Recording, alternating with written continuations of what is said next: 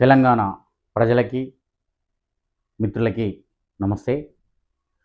మరి ఈరోజు మనం మన ఐ విట్నెస్ ఛానల్లో ఈ భారత రాజకీయాల్లో పెను భూకంపాన్ని సృష్టించిన ఒక రాజకీయ మాంత్రికుడు, ఒక రాజకీయ వ్యవసాయ శాస్త్రవేత్త, ఒక political God BC SC ST అట్లాగే రీజనల్ మైనారిటీలకి, ఈ దేశంలో ఉన్న అణగారిన అట్టడుగు వర్గాలకి రాజకీయ దేవుడైనటువంటి మాన్యవర్ కన్షీరామ్ డైలాగ్ వార్ను మనం ప్రారంభించబోతున్నాం.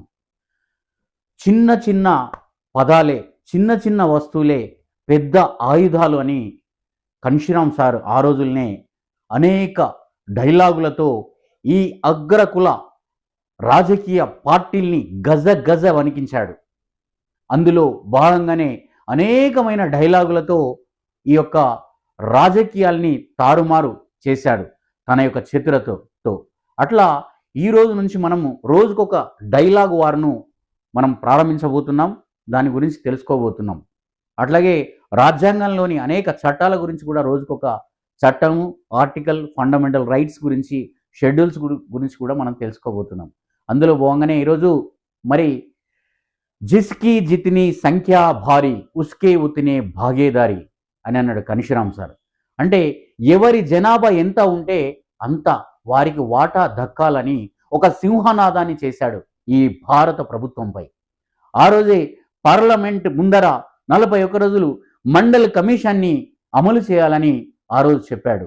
ఆ రోజు కూడా ఒక భారీ డైలాగ్ మరి కన్షీరామ్ సార్ నోటి నుంచి వచ్చింది.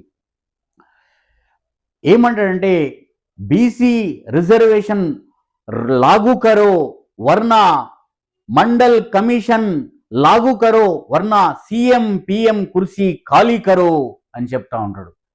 బీసీ మండల్ కమిషన్ లాగు కరో వర్నా సీఎం పీఎం కుర్సీ ఖాళీ కరో అని అంటాడు.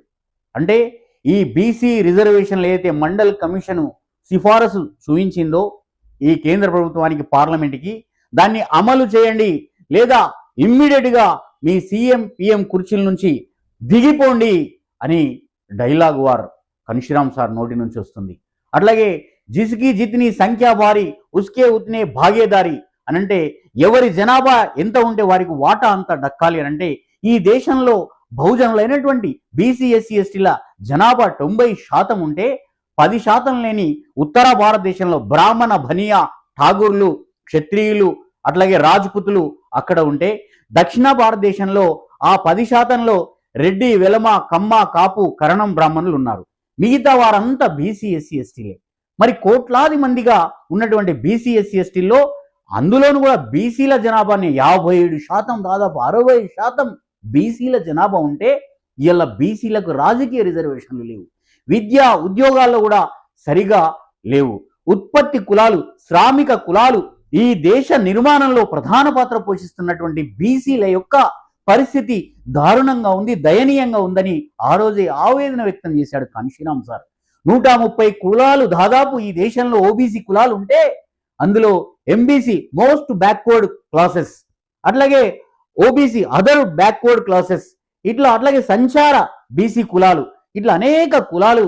మరి వాటిని ఆ కులాల్ని సంతృప్తి చెందించడం కోసం 40 కులాలకు ఒక బీసీ కమిషన్ ఏర్పాటు చేసి పార్లమెంటు మరి కేంద్ర ప్రభుత్వాలు మరి చేతులు దులుపుకున్నాయి. అందుకే కన్షీరామ్ సార్ ఎవరి జనాభా ఎంత ఉంటే అంత వారికి అంత వాటా ఉండాలని చెప్పేసి మరి ఒక సింహనాదాన్ని పార్లమెంటు ముందర సింహ గర్జన చేశాడు. అట్లా తన డైలాగ్ వారితోటి ఈ యొక్క సౌత్ ఇండియాలో కూడా ఒక రెవల్యూషన్ తీసుకురావాలని కోరుకున్నాడు. ఉత్తర భారతదేశంలో తను అనుకున్నట్టుగానే అక్కడ బీసీ ఎస్సీ ఎస్టీని కలుపుకొని, ముస్లిం మైనారిటీని కలుపుకొని అక్కడ 4 సార్లు ఒక అణగారిన వర్గాల దళిత బిడ్డను ముఖ్యమంత్రి చేయగలిగాడు డాక్టర్ మనకి ఇక్కడ మాన్యవర్ కన్షీరామ్. మరి వారి వాటల్లోనే దక్షిణ భారతదేశంలో ముఖ్యంగా తెలంగాణలో డాక్టర్ విశారదన్ మహారాజ్ గారు కూడా ఈ యొక్క ఎవరి కులమెంతో వారికంత వాటా పేరుతోటి కన్షీరామ్ బాటలో పయనమవుతూ ఇక్కడ కూడా ఒక డైలాగ్ వాడుతూ వీరు కూడా ముందుకు వస్తున్నారు. మరి చూద్దాం. ఇది ఈరోజు Kanshi Ram sir dialogue. Thank you.